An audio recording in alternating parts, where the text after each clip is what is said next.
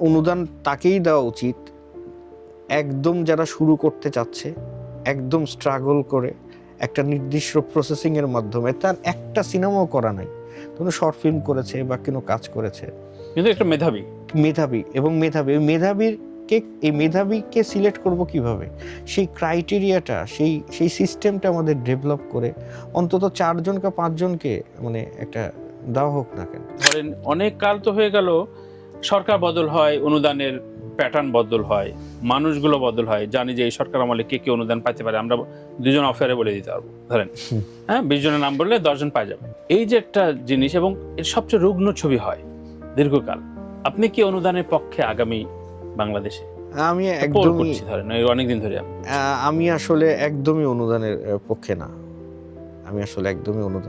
না। মানে এটা একটা ফান্ডা মনে হয় এটা আমার কাছে।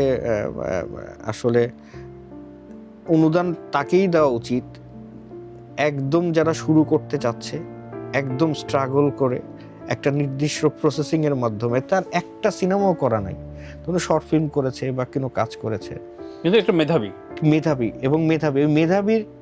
এই মেধাবীকে সিলেক্ট করব কিভাবে, সেই ক্রাইটেরিয়াটা, সেই সিস্টেমটা আমাদের ডেভেলপ করে অন্তত 4 কা 5 জনকে মানে একটা দেওয়া হোক না কেন।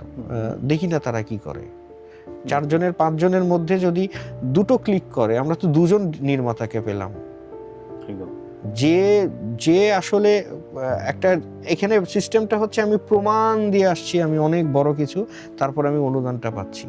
অনুদানটা পেয়ে তারা প্রমাণের কি আছে? নতুনদের জায়গাটা কোথায়?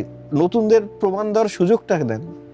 মানে অনুদান তো এরকমই, অনগ্রসমান যারা সুযোগ পাচ্ছে না তাদেরকে টেনে নিয়ে আসি, 3টা 4টা ফিল্ম মেকার তৈরি হোক, 4-5 জন করে বছরে আসুক, বিশাল ব্যাপার হয়ে যায় কিন্তু।